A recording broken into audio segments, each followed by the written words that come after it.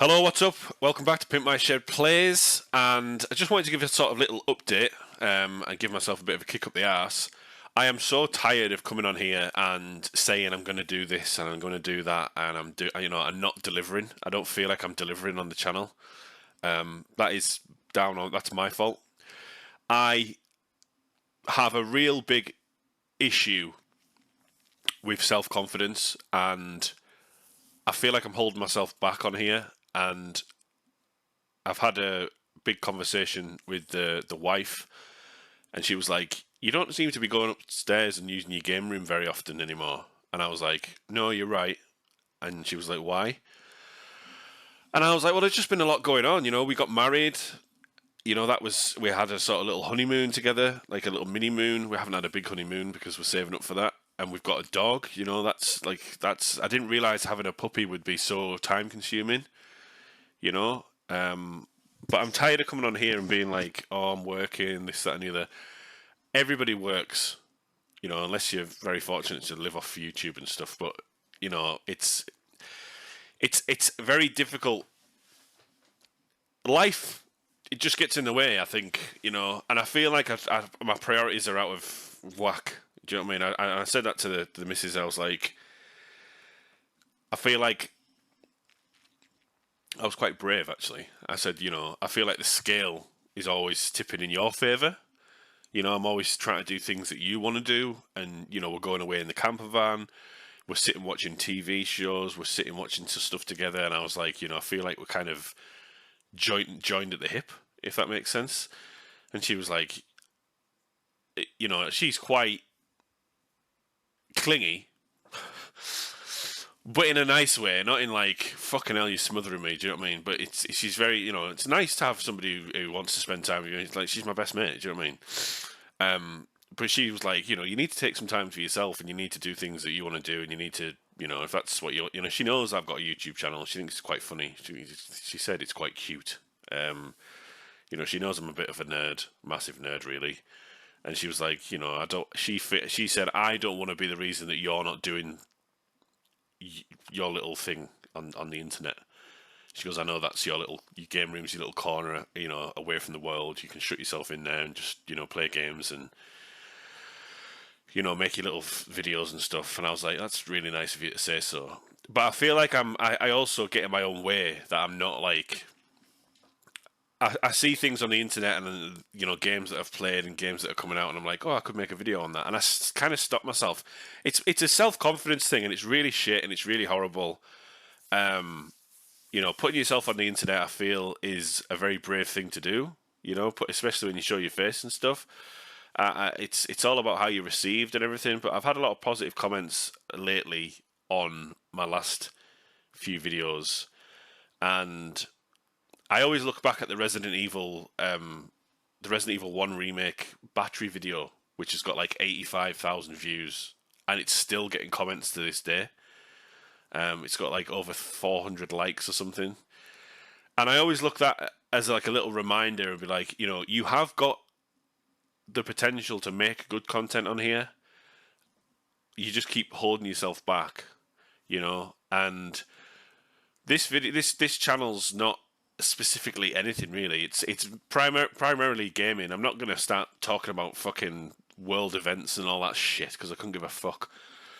But it's always going to be a gaming nerd culture sort of channel, But I feel like I hold myself back, like I'm not good enough, because there's so many other people out there that are doing a better job. I kind of feel like, well, go and watch them, rather than why would I have a stab at doing what they're doing? So I've had a conversation with the missus. There's going to be a bit more free time, that I'm going to be able to sort of, manage my time and be like, right, I'm going upstairs for a couple of hours. I might make a video, whatever. And it's fine on the home side, But I also don't really promote anything. When I make a video, I don't share it to social media. I don't upload it to Instagram. I don't upload it to Twitter. And it's mainly out of fear.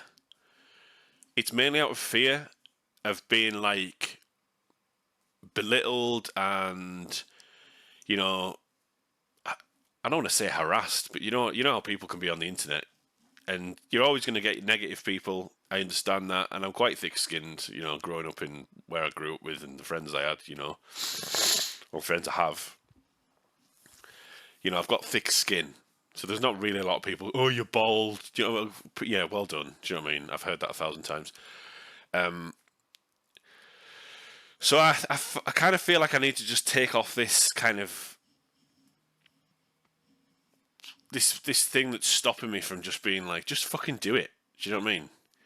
I don't have anything going on in my life, and that's not a negative. You know what I mean? I've got a beautiful wife. I've got a lovely little puppy. I've got a job that I enjoy sometimes, although it's very demanding at times. I don't have any children, and I kind of feel like I don't have any kids. Why am I not making any content? Do you know what I mean? I don't have any, you know, massive commitments other than the puppy and the wife and stuff. So I kind of feel like, why are you holding yourself back? You know, there's also not a lot that I'm really playing at the moment. There's not a lot that I'm excited for. You know, I'm kind of. I was looking at the pre-order section of games that I'm sort of looking forward to this year. Black Ops Call of Duty 6. I'm massively looking forward to that. Star Wars Outlaws, really looking forward to that. Astrobot, really looking forward to that. Space Marine 2, really looking forward to that. I've got the Concord beta, which I'm going to play after this and make a bit of video on that. Silent Hill 2, and that's it really. It's quite a quiet year. There's not a lot going on. So then I look back at the back catalogue of games that I've got, you know, to play, and that's just a whole different ball game, you know. The games that I've got in my back catalogue: Assassin's Creed Odyssey, I haven't touched that. Baldur's Gate, I haven't touched that. Borderlands 3, never played it. Dead Island 2, never played it. Cyberpunk, never played Cyberpunk. And the thing that annoys me about that is Cyberpunk is right up my street. Right up my street to play that game. Never played Control, never played Death Stranding. Never played the new Diablo 3, Disco Elysium. Never played Dragon Age Inquisition. Never played Fallout 4, even though I really enjoyed the TV show. Dead Dying Light 2, never played that. Evil West, quite interested to play that. Dragon's Dogma 2, I've bought it, never played it. What else is there? Hogwarts Legacy, never touched it. I own that game, never played it.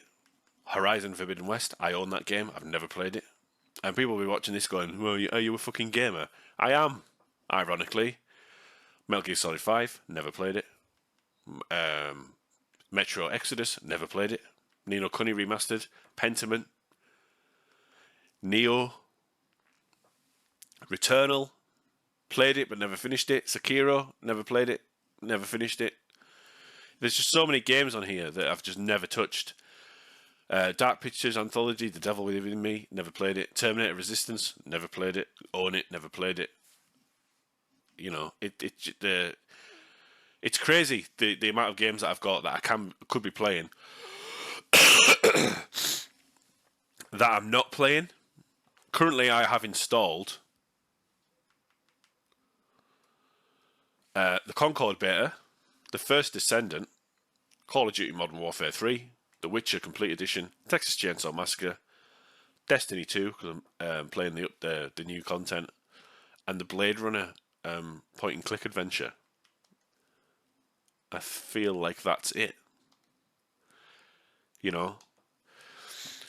So it's I mean, it's also trying to find games that are record worthy, if you know what I mean. Like, I don't want to play a massive open world game like Horizon Forbidden West and be like, part 1 and play an hour of Horizon Forbidden West, and then because a game like that, I know in myself that I would just rush to the end. I wouldn't do any of the side stuff because I realise that I don't want it to be a massive long playthrough. But then I'm just like, why? Why not do that?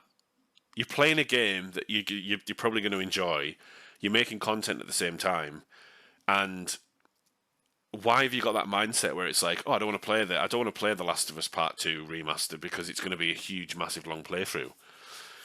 it'll resonate with somebody. Do you know what I mean? And you're playing a game on your back catalogue, so you're killing two birds with one stone. And that's where I sort of feel like I'm holding myself back, where I'm like, you're overthinking it. You know, I've got Killer Clowns from Outer Space. I was playing that as well. Really enjoyed that game. You know, so why not do a playthrough of like them kind of games? You know, Dying Light, Texas Chainsaw Massacre, Predator Hunting Grounds. You know, them kind of asymmetrical sort of games that you kind of enjoy. So I feel like I'm not, you know, I'm not doing what I need to be doing, and it's really annoying me. You know, having a dog, I didn't realize that was going to be such a huge. You know, I've never had a dog. I've never had a dog from being a puppy. You know, we lost Ivy, you know, a few months ago, and that was horrible. And seeing Helen, you know, I'd come home from work and she'd just be sat crying, and I always sort of like forget that I only knew Ivy for a few years. Helen had her since she was a puppy. You know, she was totally deaf. She had such a great personality, and when she turned around to me and was like, "Can we get another dog?" I was just like, couldn't say no. Do you know what I mean? And I'm not, I'm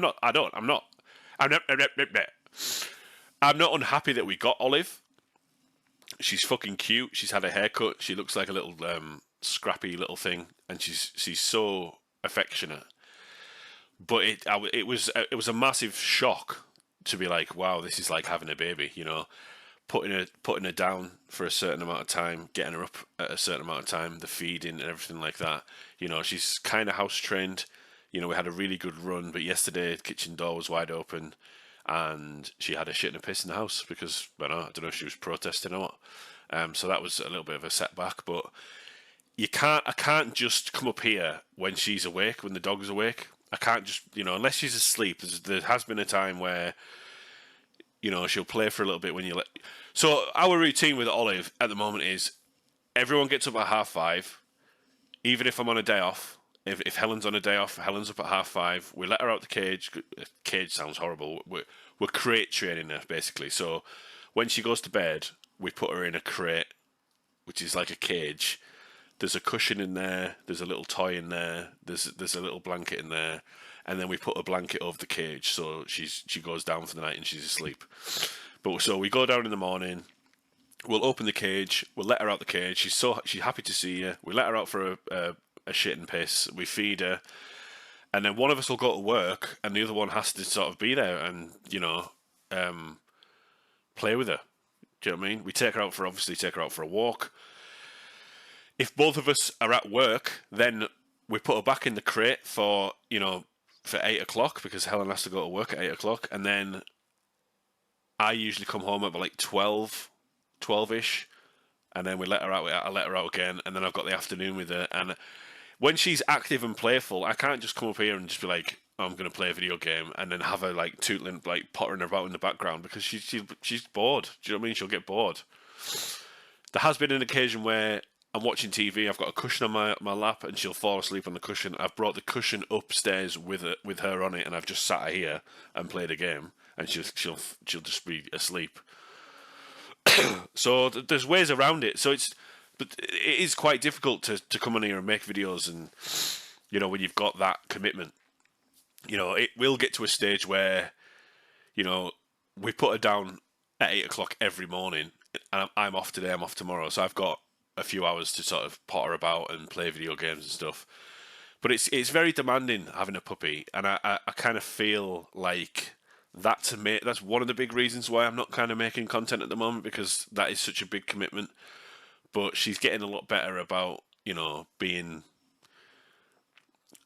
around. You know, we're sort of letting her upstairs now. You know, we've got these like puppy gates, and we're letting her upstairs, and she's going downstairs and like scratching at the door if she needs the toilet.